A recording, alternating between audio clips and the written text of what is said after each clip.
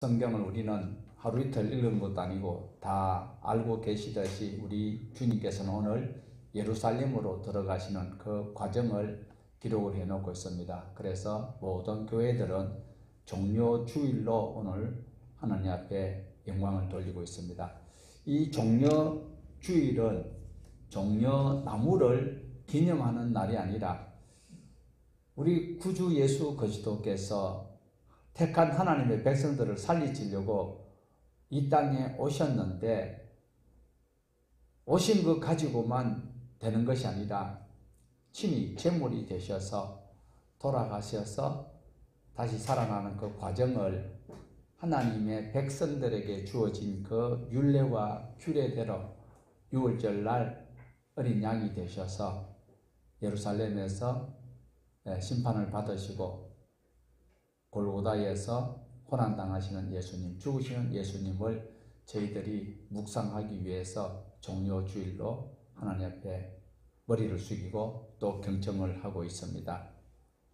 우리 예수님께서 예루살렘으로 들어가시는 그 과정에 서였던 그 나무가 종려나무이다라는 것입니다. 예, 종려나무가 구약 성경에 여러 군데 나오고 있습니다. 그런데 한 가지 주목을 해 보셔야 될 부분은 385년경의 역사적 문헌인 에게리아의 순례집에 보면 당시에 385년경에 동로마에 속한 예루살렘 교회, 거기에서는 이 종려 행렬을 이루면서 기념을 하고 있습니다. 반면에 서로마 교회 측에 있던 교회들은 기뻐만 하는 축하가 아니라 민망해하며 애도하는 이런 분위기를 드리고 있다라는 겁니다. 오늘 저와 여러분이 종려주일날 예수님이 나를 위해서 죽어주러 오시니까 축제라고 하면 어떨까요? 동로마 쪽에 속한 그런 무리일 것이고, 안 오셔야 될 분이, 그 어른이 왜 이 땅에 나를 위해서 고난을 받으시러 오시는가 민망하게 하면서 애통해하는 서로마 쪽 교회 그 분위기도 오늘 우리가 잘 인식하시면서 지금까지 신앙생활 해오시면서 해마다 맞이하는 이 고난주간 시작하는 이 종려주일 예배가 여러분은 어떠한 분위기 속에 결단을 하는지요? 자, 그러면 여기에 써진 종려나무는 어떤 나무일까요? 종려나무는 대추야자라는 그런 야자과에 속해 있는 나무가 팔레스타인 지역에 많이 있다라는 것입니다.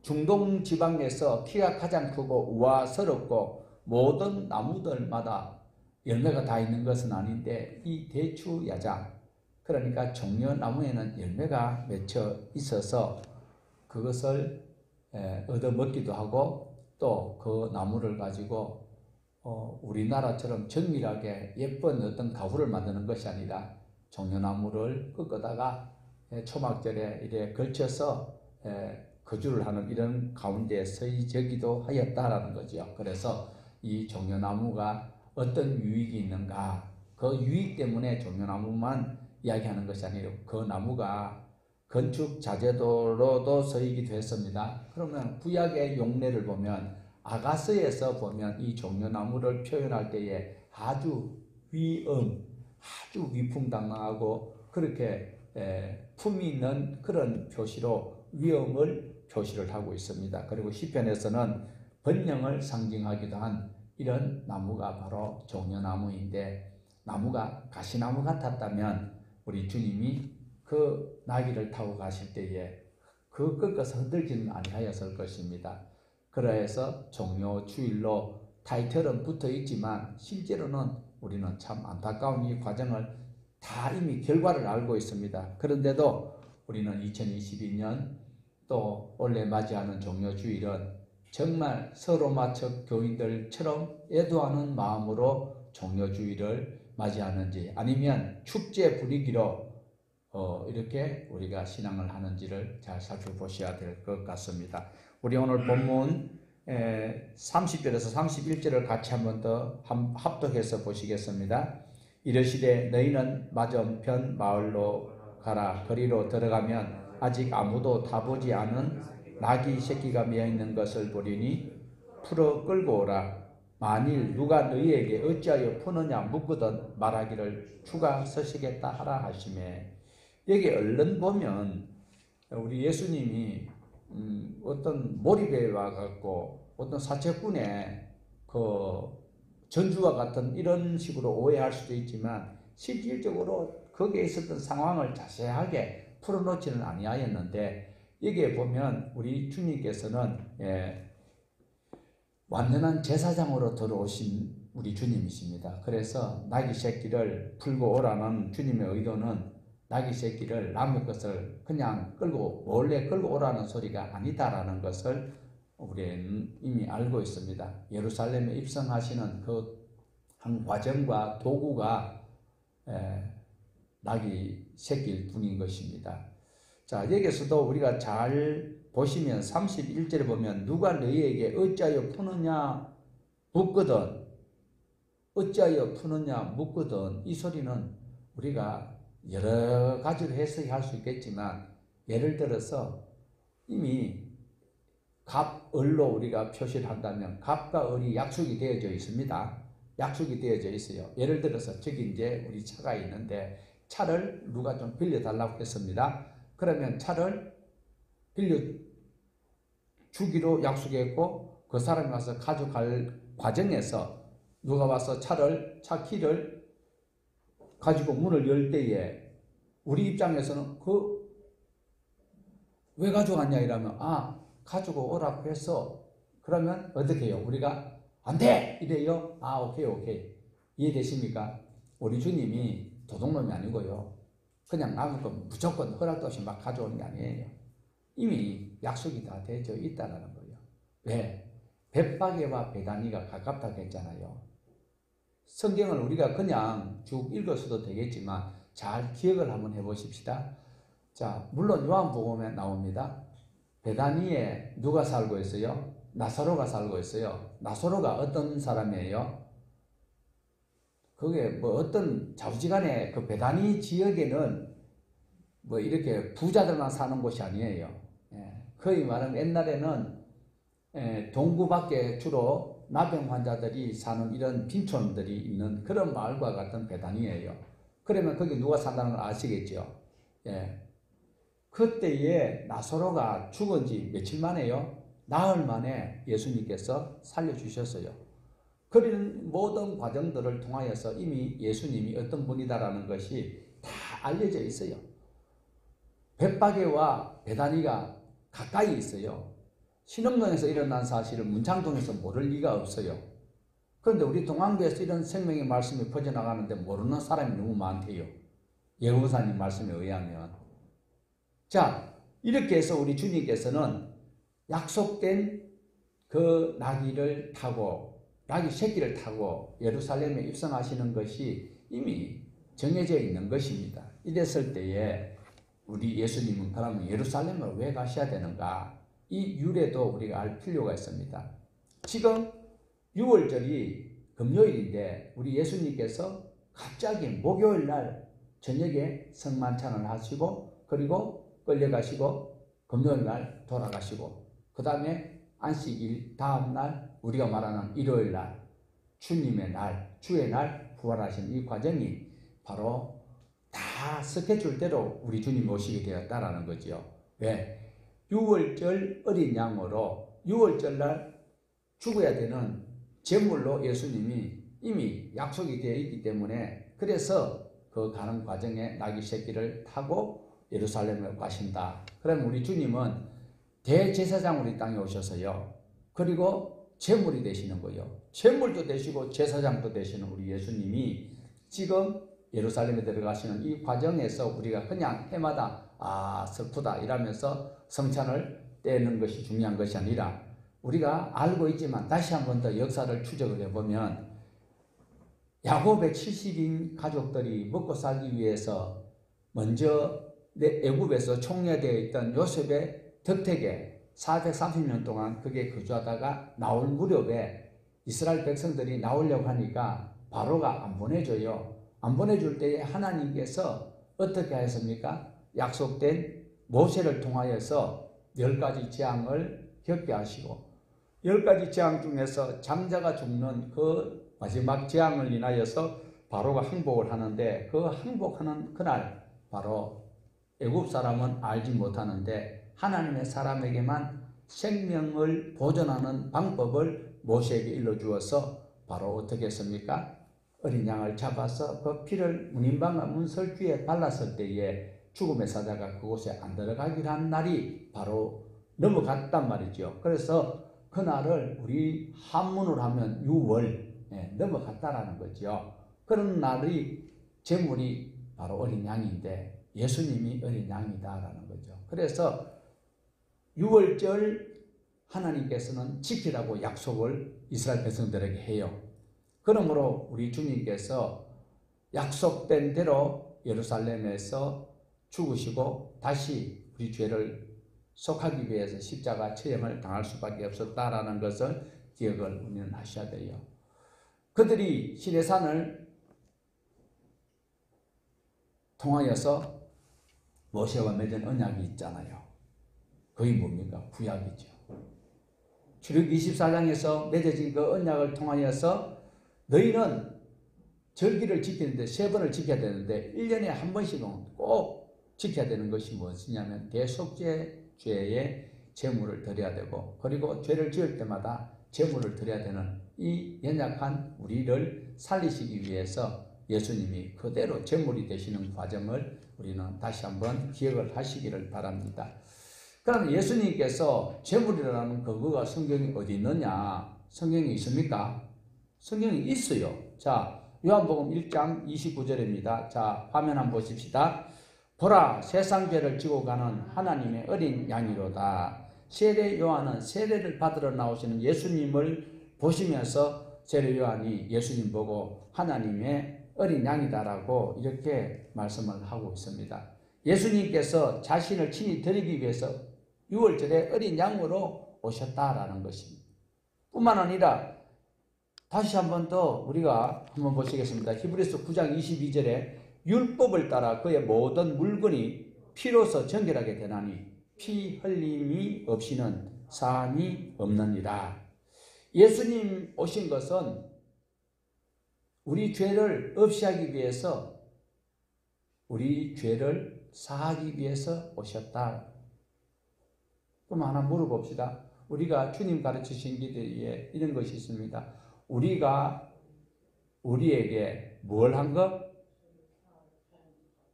그게 죄가 예수님이 피 흘리시는 이 죄하고 같을까요?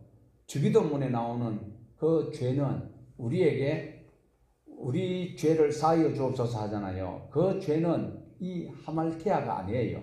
그 죄는 무엇이냐면 빚, 남에게 채무가 있는 것. 그래서 주님 가르치신 기도에 나오는 우리가 우리에게 죄 지은 자를 사하여 준 것 같이 우리 죄를 사하여 주옵소서.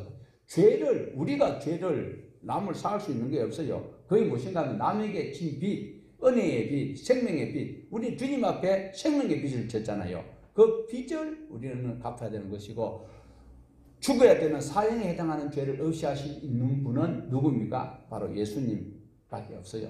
구약에서부터 창세기부터 말라기까지 이 죄의 문제를 해결하기 위해서 수많은 선지자들이 하나님 말씀을 선포를 했습니다. 그리고 그 죄를 없이 하기 위해서 어떻게 해야 돼요? 짐승을 대신 드려야 되는데 죄가 완전히 말끔하게 해소가 안 되었습니다. 그런데 우리 예수님이 제물이 되시면 어떻게 해요? 단번에 우리 주님께서는 바로 우리 죄를 사하여 주신다라는 겁니다. 자, 히브리서 9장 12절 같이 보십시다. 염소와 송아지의 피로 하지 아니하고 오직 자기의 피로 영원한 속죄를 이루사 단번에 성소에 들어가셨느니라. 자, 예수님께서 친히 제물이 되셔서 단번에 성소 들어가신 것, 그 결과가 어떻게 됐어요? 10장 10절입니다. 같이 봅시다. 이 뜻을 따라 예수 그리스도의 몸을 단번에 들이심으로 말미암아 우리가 어떻게 되었다? 거룩하게 되었다라고 말씀합니다. 이와 같이 예수님은 우리 죄를 짊어지시고 십자가에서 청산하시기 위해서 우리 주님께서 이 땅에 오셨다라는 것입니다. 우리는 영원히 멸망을 받을 수밖에 없다. 별로 실감이 안 와요. 영원히 멸망당한다 생각 안 나죠. 저 멀리 남의 나라 이야기 같지요. 지금 우크라이나에서 전쟁이 발발하여서 수많은 피난민이 생기고 사상자가 생겼는데 여기에서는 우리는 어때요?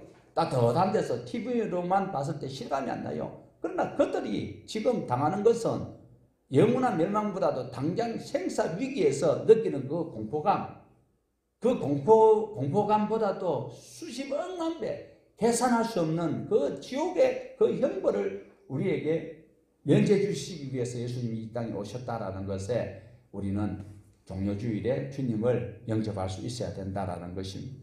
죄사함 받았다, 죄용서함 받았다, 구원받처럼 말하는 것이 아니라 죄용서함을 받았다라는 것이 웬만하면 실감이 안 나요. 그런데 주님이 가르쳐 주신 그 주기도문에서는 그 죄가 채무라 빚진 거, 이것을 우리가 용서함을 받는다면, 탕감받는다면 얼마나 좋을까요? 지금 우리나라 현행 법에도 있어요. 현행 제도에도 신용 회복, 화사 선고하고 다시 복권되고 뭐 이러는 부분들이 있는데 그 탕감을 받으면 얼마나 자유로워요. 마음이 즐거울까요? 그런 것처럼 여기서 죄 용서함 받았다는 소리가 그렇게 달갑지는 않게 느껴질 수 있지만 우리에게 채무가 말끔히 해소되었다라면 체험할 수 있는 단어일 것입니다. 우리 예수님은 우리에게 소망을 주십니다. 누구든지 예수님 믿기만 하면 구원을 얻습니다. 여기서 구원은 어떤 것일까요? 내가 원하는 모든 것이 이루어지는 것을 우리는 구원이라고 말할 수 있을까요? 아니지요. 우리 주님께서 나를 믿으면 죽지 않고 영원히 산다고 말씀하시는데 그 말씀을 믿는다라는 그 조건이 무엇일까요? 무조건 입술로만 믿습니다라고 고백한다고 그것이 계약이 체결되는 것이 아니라 하나님께서 천지 창조를 하시면서 모든 것을 인간에게 위임하실 그때에 우리에게 조건을 거셨어요. 그 조건에 합당한 삶을 살아갈 때에 예수 믿는다고 말한다고 모든 것이 이루어지는 것은 아니고 예수님 믿는다라면 주님이 하신 일과 주님께서 원하시는 계획 속에 우리가 순종해 나갈 때에 죄를 용서함 받고 내가 원하는 것보다 더 좋은 것을 유지할 수 있다는 것을 우리는 꼭 기억을 하시기를 바랍니다. 우리 다시 누가복음 19장 32절에서 36절 말씀을 같이 한번 보십시다. 보내심을 받은 자들이 가서 그 말씀하신 대로 만난지라 나귀 새끼를 풀 때에 그 임자들이 이르되 어찌하여 나귀 새끼를 푸느냐 대답하되 주께서 서시겠다 하고 그것을 예수께로 끌고 와서 자기들의 겉옷을 나귀 새끼 위에 걸쳐놓고 예수를 태우니 가실 때에 그들이 자기의 겉옷을 길에 펴더라. 예루살렘으로 향하는 사건은 예수님께서 이 세상의 모든 슬픔과 가난과 또 죄악으로 고난당하는 그들을 자유를 주시려고 이 땅에 오신 것을 선포를 하시기 위해서 오십니다. 우리 주님은 이미 구원주로 이 땅에 오셨습니다. 그런데 오늘 우리가 조금 전에도 설명드렸지만 예수님께서 나귀 새끼를 풀어 넣으라라고 말씀하신 이 상황은 우리 예수님이 이미 이 땅 위에서 어떤 것을 하셨습니까? 죽은 사람을 살리고 그리고 가난한 자를 정말 소망을 주시는 분이에요. 자, 지금 나사로 집에 우리 예수님께서 자주 들렸었다라고 기록이 되어 있습니다. 그러면 나사로 집이 넉넉한 집일까요? 별로 먹을 것이 없습니다. 그런데 예수님과 동행하는 분들은 몇 분이 있어요? 12명이 있습니다. 아직까지 가룟 유다 안 죽었어요. 12명과 그 오야봉 예수님 가면 13명이 그 가난한 집에 가서 어떻게 해요? 한 끼를 먹자고 하면 소문에 의하면 베드로가 엄청 많이 먹는데요. 그러면 나사로 집안에 그 세 남매가 살고 있는데 한 달 양식을 한 끼에 다 충될 수 있을 정도 되지만 우리 주님께서는 거기 가서 염치 없이 어떻게 했어요? 마리아야 마르다야 좀 차려봐. 뭐 더 냉장고에 더 없냐? 이렇게 하신 적이 없어요. 주님께서는 일찍이 나오셨어요.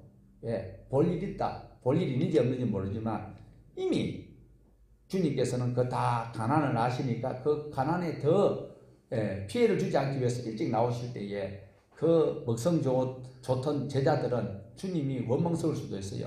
우리 주님이 배가 불러서 일찍 나오셨을까요? 전날 많이 잡숫기 때문에 아침에 소화가 잘 안 돼서 밥 생각이 없어서 새벽 일찍. 예수님 밥 안 잡쌌겠죠. 떡 잡쌌고 빵 잡쌌어. 일찍이 나오셨어. 그런데 우리 주님이 배가 고파가지고 뭘 했다요? 무화과 나무 예보, 와, 혹시 저거 먹을 거 있나? 이렇게 살피셨던 주님이요. 주님이 철저하게 가난하게 되셨던 분인데 가난을 부유하게 하시기 위해서 우리 주님께서는 그 가난한 집에 자주 신방 갔지만 그게 피해를 전혀 끼치지 않았다는 거예요. 그런데 오늘 목사님들은 왜 자꾸 부잣집에만 신방 가요? 이상한 아저씨들이요. 아줌매도 있지만 우리 주님은 죄를 그리고 가난과 질병의 모든 것들을 자유함을 주시기 위해서 오신 분이다라는 것을 우리는 이미 일어난 사건을 통해서 모두가 다 알고 있습니다. 자, 또 한 가지 뭐 예가 될런지 모르겠습니다만 한번 보십시다. 제게 필요한 거예요. 굉장히 필요한 거예요. 예를 들어서 이 펜이 굉장히 제 하나밖에 없고 이게 꼭 필요로 해요. 그런데 오늘날 문재인 대통령이 우리 교회 원래 그분이 천주교인인데 우리 교회에 지나가시다가 들어오셔서 그럼 이걸 가지고 뭐 좀 써야 되겠다고 이거를 잠깐 빌리자면 제가 빌려드리면서 아이고 돌려주시고 그냥 쓰세요. 그때 이 아까운데 이거를 대통령한테 이걸 어떻게 줘? 그러면서 쓰세요 하십니까? 아니면 아이고 우리 교회 찾아와 주신 분에도 영광이고 제가 이래 들 수 있는 것에도 영광입니다 하고 드립니까? 이 아까운데 이 하나밖에 없는 건데 이거를 내가 어떻게 드려? 그 마음일까요? 지금 나귀 새끼 주인 여기 보면요 주인들입니다. 그래 부부란 말이요. 원래 부부는요 여자분이 원래 더 말빨이 세거든요. 그런데 부부가 아무 말도 안 하는 거예요. 왜? 영광스럽게 쓰임받을 수 있다라는 그런 마음이 있었을 것이다. 왜? 이미 모든 주님이 지금 여기에서는 우리가 이래 볼 때는 누가복음 19장에서 볼 때는 뭐 아직까지 뒤에 여러 장이 남았으니까 이렇게 여길 수 있지만 이미 마지막 6월절 제물 되시기 위해서 예수님 오시는 거예요. 예수님 죽으시면은요 그 다음에 물론 40일 동안 더 계시는 것이 기록이 나올 수 있지만 거의 마지막 판으로 가고 있어요. 그러면 예수님이 그동안 하셨던 일들이 얼마나 있어요? 오병이어 기적에, 칠병이어 기적에, 죽은 사람, 뭐 산 사람, 막 온갖 사람들을 다 치유하고 이거는 정말 막 귀한 분이다라는 것이 소문도 안 나는데 그분이 서시겠다는데 아깝다고 유명한 분들이 식당에 오면 옆에 수나보리밥 얼마나 맛있어요. 거기에 갔을 때에 지금 윤석열 당선인이 지나가시다 그 들어가 식사했는데 그 사장님이 돈 내세요. 아이고 안 내면 고소한다고 따라다니면서 그럴까요? 아이고 돈을 줘도 아이고 안 받겠습니다. 이런 마인드가 오늘 본문에 등장하는 나귀 새끼의 주인의 마음이다. 그럼 여러분 마음은 어때요? 오늘 이 자리에 오셔서 뭘 챙겨가려고 하고 있어요? 아니면 아이고 내가 다 드리겠습니다. 찬송해야 잘하지 뭐 내게 있는 모든 것 그러면서 헌금하면서 이래가지고 시 끄잡내다 만원짜리 나면 수수 지어버리고 다시 5천짜리 1,000원짜리 찬다고 일하는 것이 있다고 보험 강사들이 이야기하는 거 저 들어본 적이 있어요. 여기에 나온 이분들의 마인드가 바로 들려졌던 소문 때문에 예수님께서 서시겠다 하는데 그 발자가 없었다라는 거예요. 그래서 이미 그리고 내가 좀 서자라고 우리 주님께서 말씀하셨을지도 몰라. 이런 가운데 있는 본문이다라는 거지요. 그런데 여기에서 눈여겨보셔야 될 것은 무엇인가 하면 이 나귀 새끼가 아직 등에 아무것도 실어본 적도 없고 해본 적이 없어요. 그러면 그 나귀 새끼가 주님이 타시기에 편한 건 아니잖아요. 그러니까 나귀 등에 옆에 있던 분들이 어떻게 했어요? 제자들이 몰려서요. 자기 옷을 벗어서 거기에다가 덮고 거기에 주님이 타실 수 있도록 한 과정을 볼 수가 있습니다. 그런데 그 제자들도 마찬가지지만 지금 이 상황에서 눈여겨보시면 대통령 당선인과 거기 함께 하고 있는 이수위원들이 당선인을 더 존경할까요? 아니면 당선인은 너는 뭐 너고 나는 나고 이수위원들이 자기 마음대로 막 해요. 주님이 지금 걸어가신 분인데 지금 제자들도 아직 몰라. 여기 있는 분들과 똑같아요. 아직까지 주님이 뭐하러 가신지 모르고 있는 거예요. 그런데도 일단은 우리 주님이 타셔야 되는 어린 나이에 안장이 없으니까 자기 겉옷을 벗어드릴 수 있는, 오늘도 우리가 여기에서 옷이라고 또 해석을 한다면 뭘요? 우리의 모든 행동거지가 주님 앞에 들어질 수 있는 이런 마인드가 있어야 된다라는 것입니다. 예수님은 이 땅에 오신 것 맞지요? 자, 우리 요한복음 1장 14절 한번 보십시다. 요한복음 1장 14절, 그 말씀이 육신이 되어 우리 가운데 거하시며 우리가 그 영광을 보니 아버지의 독생자의 영광이요 은혜와 진리가 충만하더라. 예수님께서 나귀 새끼를 타시려고 할 때에 제자들이 겉옷을 나귀 덩어리에 덮고 예수님이 타시는데, 이 예수님이 어떤 분이냐라는 거예요. 예수님이 지금 우리가 설교를 지금 잘 들어보세요. 오늘부터 유튜브나 뭐 이래 보세요. 예수님이 이 땅에 오신 것은 다 인정합니다. 그런데 어떻게 설교를 하는데 잘 들어보시라니까요. 오늘 잘 들어보세요. 말씀이 육신이 되었습니까? 육신을 입고 예수님 오셨어요. 이 당시에는요, 그노시스라는 영지주의 이단이 있습니다. 육신을 입고 오면은요, 예수님이 십자가에 못 박히실 때 예수님이 아팠느냐 안 아팠느냐라는 거예요. 예수님은 철저하게 인간이 되셨어요. 마리아의 자궁에 10달 동안 있다가 보통 성유법으로 출생한 사람처럼 그 과정을 거쳐서 출생하셨다는. 그러니까 예수님은 이 땅에 100% 인간으로 오셨어요. 100% 신이며 100% 인간인데, 오늘날 많은 분들이 예수님이 육신을 입고 오셨다. 뭐 입고 온 거나 뭐 육신이 되어서 온 거나 뭐가 별반 차이 나느냐. 그렇게 이야기하면서 바로 알고는 있는데 표현이 잘못되는 것 아니냐.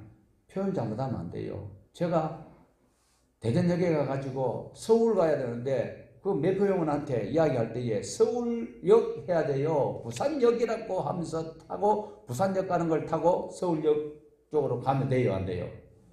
표현 바로 할 수 있도록 우리가 해야 돼요. 그래서 우리는 예수님을 잘 믿어야 돼요, 바로 믿어야 돼요. 잘 믿어야 돼요, 바로 믿어야 돼요. 그런데 왜 자꾸 교회에서는 잘 믿으라고만 이야기합니까? 바로 믿을 수 있는 우리 모두가 되셔야 됩니다. 우리 하나님은 독생자를 이 땅에 보내실 때에 우리의 구세주로 보내셨다라는 것입니다.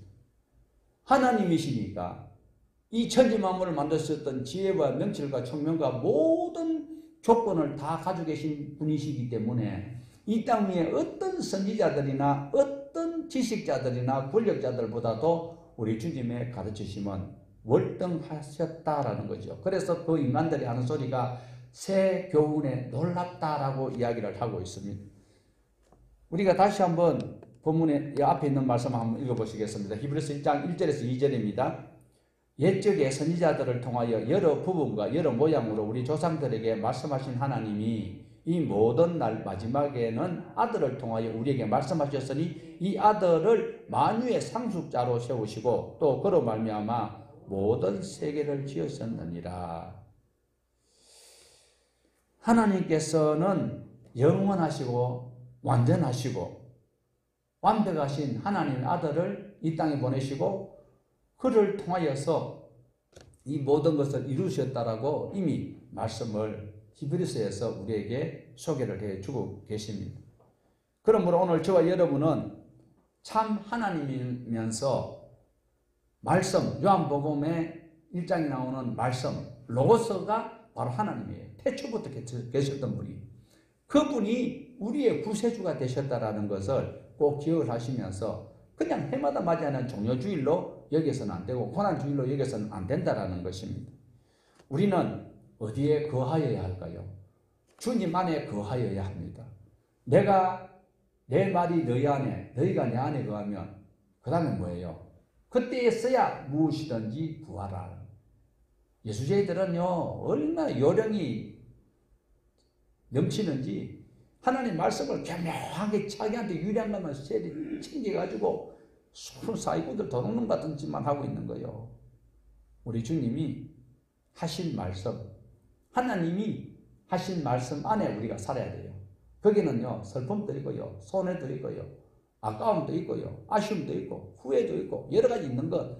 그러나 그 속에 거할 때에 진정한 자유가 우리에게 보장이 된다는 것입니다. 우리는 반드시 말씀 안에 거해야 합니다. 무슨 말씀요? 하나님의 말씀 안에. 오늘 또 예수 안에 거하시는 우리 모두가 되셔야 됩니다. 우리 본문 37절에서 38절 다시 한번 더 보십니다. 이미 감람산 내리막길 가까이 오심에 제자들이 온 무리가 자기들이 본 바 모든 능한 일로 인하여 기뻐하며 큰 소리로 하나님을 찬양하여 이르되 찬송하리로다 주의 이름으로 오시는 왕이여 하늘에는 평화여 가장 높은 곳에는 영광이로다. 우리 예수님께서는요 생명과 평화의 왕으로 오셨습니다. 마태복음 21장 4절에 이는 선지자를 통해서 하신 말씀을 이루려 하심이라. 선지자를 통해서 하신 말씀을 통해서 예수님 오신 거예요. 예수님이 갑자기 웃자다 실수로 이 땅에 오신 것이 아니다. 우리가 늘 우리 교회에서 늘 하고 있던 것처럼 구약에서 하나님의 언약을 어겼기 때문에 선지자를 통해서 다시 그것을 돌이켜서 올 수 있도록 하나님께 돌아오도록 기회를 주었는데 그들이 돌아오지 아니할 때에 결론은 다 죽을 수밖에 없는데 죄의 삭은 사망이다. 그런데 살릴 수 있는 방법이 하나님이 직접 오시는 수밖에 없다. 그래서 선지자들을 통하여서 예언된 대로 우리 주님이 오셨다라는 것을 말씀을 하고 있습니다. 그냥 오신 것이 아니라는 거예요. 자, 다시 한 번 더 스가랴 9장 9절입니다. 같이 보십시다. 시온에 따라 크게 기뻐할지어다 예루살렘에 따라 즐거이 부를지어다 보라 내 왕이 내게 임하시나니 그는 공의로우시며 구원을 베푸시며 겸손하여 나귀를 타시나니 나귀의 작은 것 곧 나귀 새끼니라. 우리 주님이 더 큰 것을 타고 싶었을지도 몰라. 방탄차 있잖아요. 엄청난 고가 차를 우리 주님이 타고 싶었을지도 모르는데 이미 구약에서 다 계약을 다 이래 했어. 예, 스가랴 9장 9절에 이미 약속을 해보기 때문에 우리 주님이 말을 못 하신 것 같아요. 우리 주님은 얼마든지 바꿀 수 있어요. 그런데도 우리 주님은 겸손하셔서 구약에 예언된 선지자들이 이미 선포한 대로 선지자들이 자기 마음대로 했어요. 하나님 아버지의 그 의중을 선지자들이 이 땅의 죄인들에게 선포한 것이잖아요. 그래서 아버지의 말씀을 전달한 선지자들이 선포한 대로 우리 주님은 그대로 약속대로 오셨고 약속대로 어린 나귀 새끼를 타실 수밖에 없는 우리 주님이시다. 이 당시에 보통 보면 권력 있는 사람들 그리고 장군들이 공을 세우면 타는 것이 말이죠. 그 중에서도 성리의 그 환호 백마를 타는 것이 백마를 타고 그리고 사회를 하면서 폼을 힘껏 내는데 우리 주님은 그러한 것과 전혀 다르게 한 번도 짐을 실어보지 않는 그 어린 양은 못하지요. 어린 나귀 새끼를 우리 주님이 타셨다. 그런데 다윗도 노새를 탄 적이 있고요. 솔로몬도 노새를 탄 적이 있습니다. 전쟁 때가 아니고 평화로울 때는. 그런데 지금은 이 땅에 평화로워요, 복잡해요. 주님 오실 당시에 로마의 속국이잖아요. 그리고 빈부격차와 로마 앞잡이들은 그런 대로 막 자기 동족 피를 빨아서 지금 먹고 살만한데 보통 백성들은 너무 삶이 힘들고 어려운 거예요. 그런데 우리 주님께서 오셨을 때 전쟁 상황이잖아요. 위기 상황이잖아요. 천국과 지옥과 악의 세력과 하나님의 나라가 지금 막 투쟁하는 것 같은데 우리 주님께서는 어떤 분이시기 때문에 평화의 왕이고 생명의 왕이고 의의 왕이고 겸손하시기 때문에 나귀를 타시고 들어오셨다. 그것도 나귀 새끼를. 오늘 또 우리 주님은 이 땅에 오실 때예요. 우리가 오해하면 안 됩니다. 우리 주님 우리의 누구로 오셨어요? 우리의 누구로 오셨어요? 구주로 오셨습니다. 자, 구주로 오신 것 믿습니까? 저도 믿어요. 그런데 단 조건이 우리는 아차하면 신앙생활 하면서 착각하는 것이 내 소원을 이루어주시기 위해서 예수님 오신 것으로 여기시면 안 된다. 대부분 보면 예수 그리스도가 모든 것을 이루셨기 때문에 내 소원을 주님 앞에 하려면 다 이루어지기.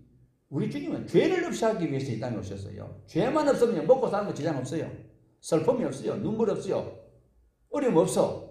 그런데 죄의 결과로 우리가 자업자득이 그런데 우리는 어때요? 예수 그리스도가 이 땅에 오신 것은 내 욕심과 내 모든 기도 제목을 성취시키기 위해서 예수님 오신 것으로 믿고 성탄절을 맞이한다든지 이 종료주일에 고난주간에도 내 소원을 이루기 위한 목적이 더 크면요 하나님 말씀 귀에 들어오지도 않아요.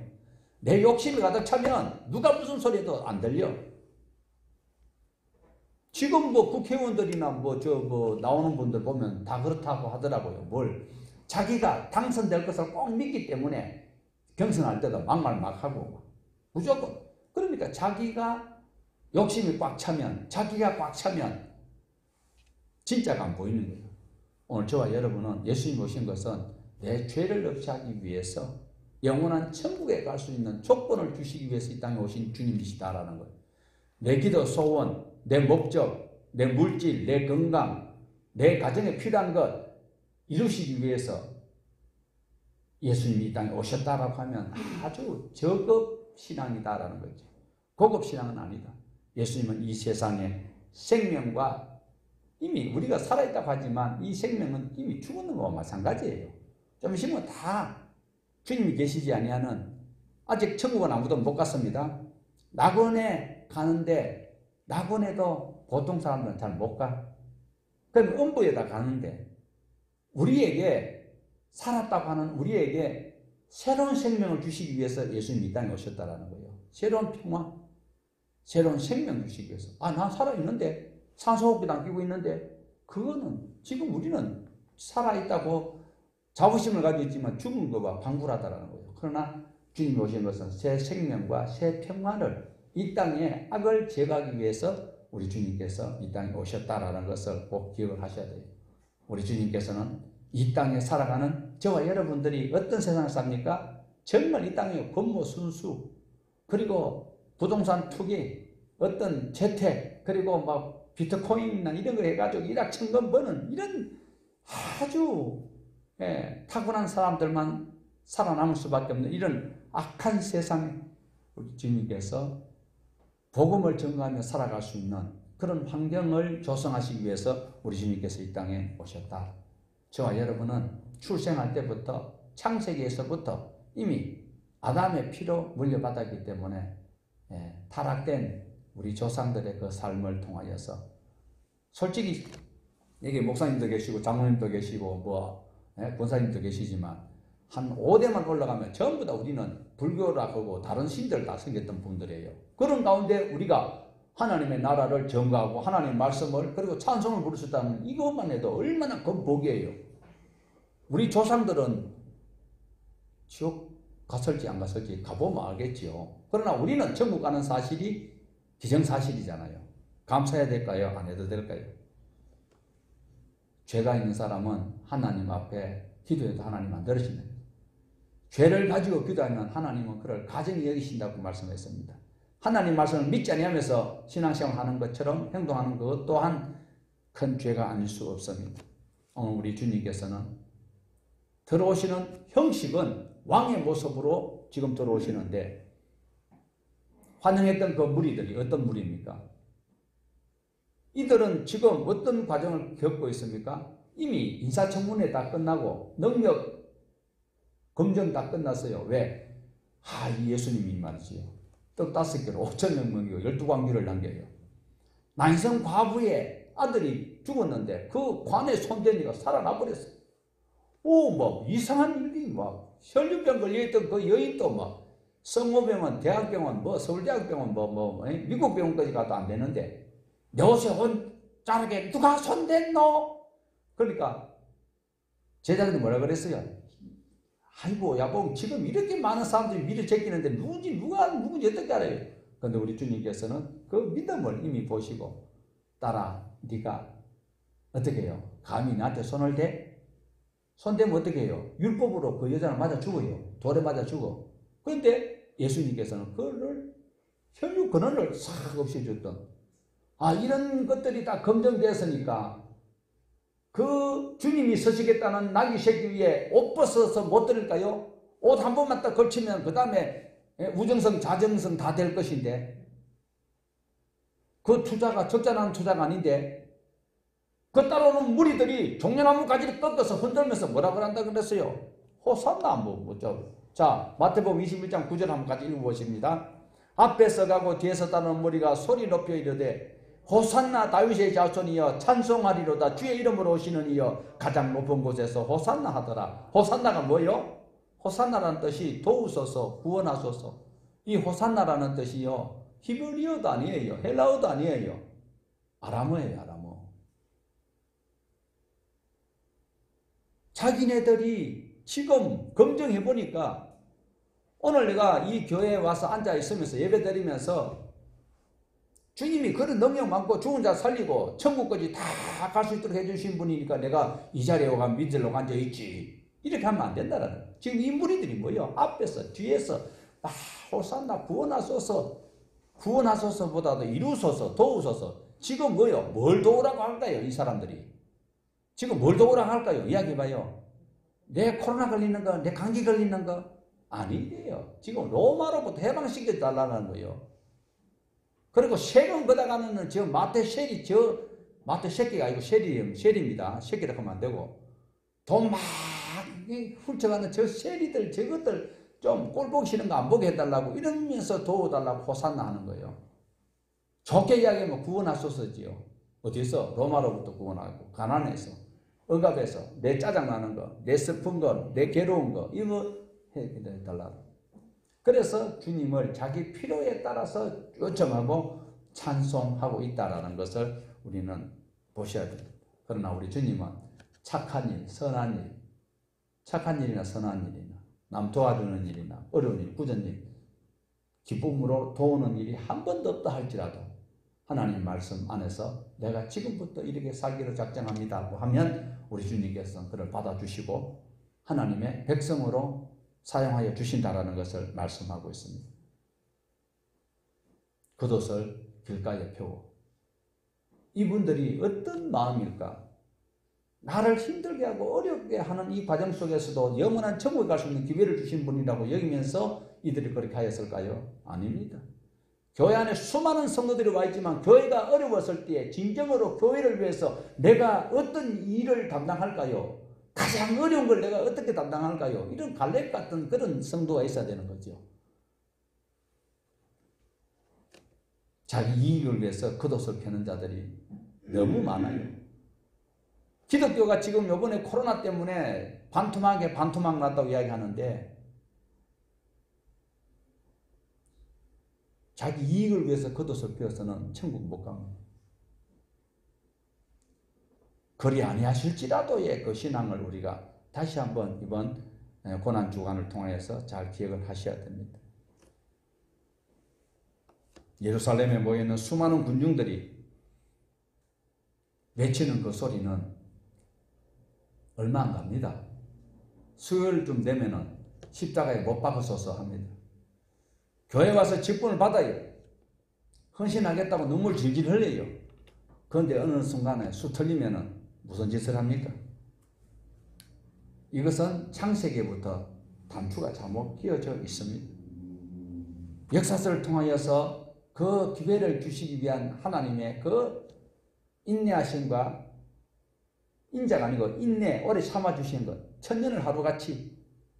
그런데도 불구하고 그들이 말씀을 끝끝내 거역하였을 때 하나님은 하나님의 종 선지자들을 통하여서 다시 한번 회개해라. 경고하고 책망하고 권면하고 그런데도 안 들어서 결국은 누가 오셔야 됩니까? 예수님이 오실 수밖에 없었다.